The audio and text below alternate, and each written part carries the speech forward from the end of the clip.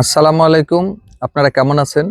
আজকে আমি দাঁড়িয়ে রয়েছি আজকের এই পুকুর পাড়ে। আজকে দেখাবো যে পুকুরের কিভাবে আমাদের পুকুরের পরিচর্যা করতে হবে, পুকুরের পানির কি পরিমাণ ঘনত্ব দরকার, পুকুরে অ্যামোনিয়া কি, পুকুরের খাদ্যের এফসিআর কি পরিমাণ থাকা দরকার, তারপর জু প্লান্টন, ফাইটো প্লান্টন কি পরিমাণ থাকা দরকার, সেই দেখানোর জন্য একটা সরাসরি আমরা এখন পুকুর পাড়ে আসছি।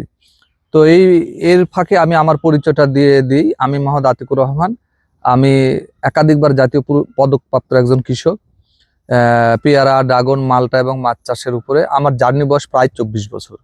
আমার এই 24 বছরের অভিজ্ঞতা আপনাদেরকে শেয়ার করব। মাছ চাষের অভিজ্ঞতা আজকে শেয়ার করব যে আপনার আজকে কি পুকুর পরিচর্যার বিষয়টা আপনাদেরকে দেখাবো যে কিভাবে খুবই অল্প খরচে একেবারেই মানে কেমিক্যাল এর ব্যবহার না করে ন্যাচারাল পদ্ধতিতে অভিজ্ঞতা কাজে লাগিয়ে কি করে সফলতা লাভ করা যায়।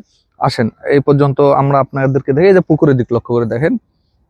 এই পুকুরে যে পানিগুলো আপনারা দেখতে পাচ্ছেন, যে এই পানির ভিতরে উপরে এক ধরনের দেখেন শ্যাওলা পড়ে আছে। একেবারে শ্যাওলা পড়ে আছে। এই শ্যাওলাগুলো এটা কি, এটা আপনাকে আগে জানা লাগবে। এই শ্যাওলাই হচ্ছে যে পুকুরের, বুঝে নিতে হবে যে সবুজ কালার রং ধারণ করছেন। সাধারণ গ্রামের ভাষায় বলা হয় এটাকে যে উপরে ট্যাম্পার হয়েছে। নওগাঁ অঞ্চলের লোকজন বলে ট্যাম্পার।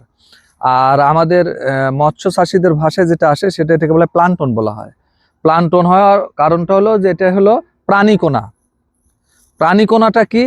এই প্রাণীকণা হচ্ছে যে মাছের একটা খাদ্য, ক্ষুদ্র ক্ষুদ্র খুবই অণু। এটা এটা উপরে গুড়ি গুড়ি গুড়ি গুড়ি। এটা চেনার বুদ্ধি হচ্ছে যে পানির উপরের যে অংশটা আপনারা দেখতে পাচ্ছেন, এই পানির অংশগুলো হলো, লক্ষ্য করে দেখেন এখানে উপরে সবুজ কালার হবে এবং পানির নিচে কিছু দেখা যাবে না, 1-2 ইঞ্চি নিচে পড়ার কিছু দেখা যাবে না, সবুজ কালার বর্ণ ধারণ করবে। এটাকে বলা হয় প্লান্টন। এই প্লান্টন যুক্ত প্লান্টনের আয়ুকাল কি এটা আপনাকে জানা লাগবে। প্লান্টন কোন মাছের খাদ্য এটা আপনাকে জানা লাগবে। প্লান্টন মূলত আপনার হলো বিশেষ করে সিলভার কাপ বা ব্রিগেড যারা মাছ চাষ করে তাদের জন্য প্লান্টন খুবই গুরুত্বপূর্ণ একটি বিষয়। এই পুকুরে সাদা পানিতে ওই মাছগুলো হবে না, কারণটা হলো ওই মাছের খাদ্য হচ্ছে প্লান্টন। এখন প্লান্টন যদি পুকুরে থাকে তাহলে সকল মাছই এখানে প্লান্টন খাবে, এই প্রাণীকণা খেয়ে তারা বেঁচে থাকে। এটা হলো প্রাকৃতিক এবং ন্যাচারাল খাবার। আপনি প্লান্টন তৈরি করলেন, প্লান্টন তৈরি হওয়ার পরে প্রতি 5 থেকে 7 দিন পর পর আপনাদেরকে ব্রেক দিতে হবে। আমরা যে খোল, গুঁড়া, রাইস ব্যান্ড অথবা যারা ফিট খাওয়ায়, এটা 5 থেকে 7 দিনের মাথায় একদিন করে অফ রাখতে হবে। কারণটা হলো রাখলে ওই একদিন তখন প্লান্টন খাবে মাছে। যদি ওটা খাওয়ার সুযোগ না দেওয়া হয় প্রাকৃতিক খাবার, তাহলে এই প্লান্টনই আপনার আবার ক্ষতির কারণ হয়ে দাঁড়াবে। লক্ষ্য করে দেখেন এই যে সবুজ অংশ যেটা আছে, এই অংশটাই আবার 15-16 দিন পর এটা আবার মরে যাবে, মরে পচে এটা আবার তলানিতে চলে যাওয়ার কারণে এটি আবার অ্যামোনিয়া গ্যাস তৈরি করবে।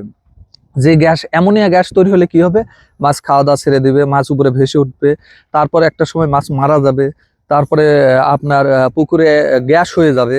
তখন আপনি দৌড়াবেন যে আবার এই মাছকে কন্ট্রোল করার জন্য যে ওখানে যা জিওলাইট ব্যবহার করতেছেন, কখনো অক্সিজেন ট্যাবলেট ব্যবহার করতেছেন। তাহলে আপনাকে মাথায় রাখতে হবে যে প্লান্টন যেমন আপনার উপকার আসবে, অনুরূপভাবে তেমনি আপনার ক্ষতিরও কারণ হবে। এই জন্য প্লান্টনকে মাছকে খাবার সুযোগ করে দিতে হবে, এটা মাথায় রাখতে হবে।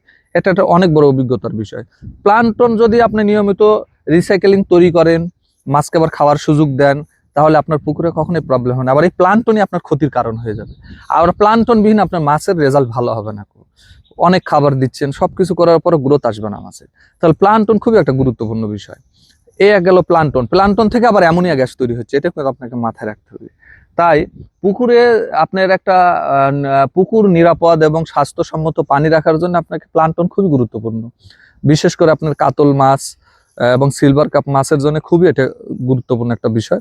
অন্যান্য মাছের ক্ষেত্রেও ঠিক আছে। এতে করে আপনার 50% খাবার কমে যাবে এই যখন আপনি প্লান্টন খাওয়াবেন।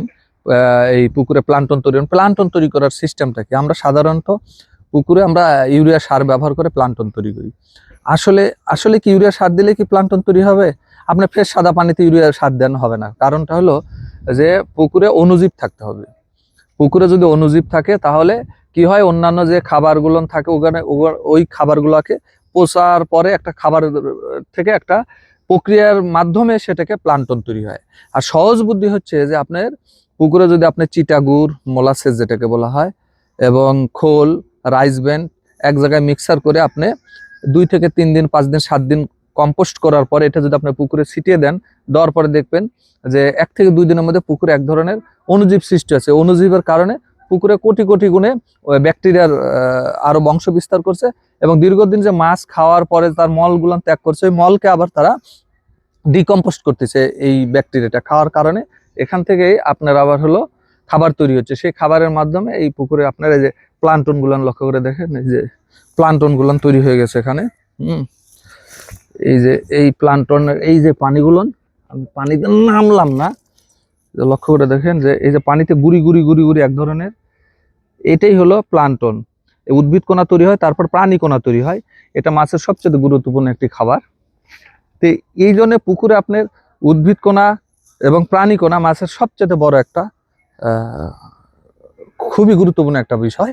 এই জিনিসটা আপনাকে মাথায়, এই পাশে আমি আরেকটা পুকুর দেখে আপনাদেরকে, এই পুকুরে লক্ষ্য করে দেখেন যে কোনো রকমের এখানে প্লান্টন তৈরি হয়নি, একেবারে সাদা পানি। দেখেন আধ হাত নিচেও মাছ, এই পানির স্বচ্ছতা দেখা যাচ্ছে। এখানে কিন্তু মাছ ওইভাবে কিন্তু বৃদ্ধি হবে না, মাছের গ্রোথ হবে না যতই খাবার দেওয়া হোক এখানে।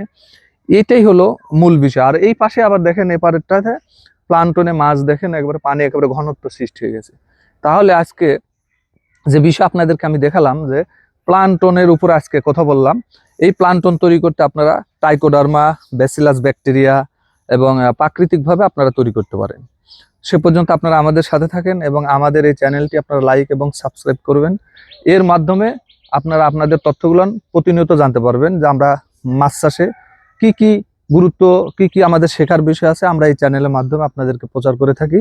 সে পর্যন্ত সবার দীর্ঘ ও সুস্বাস্থ্য কামনা করে আসসালামু আলাইকুম।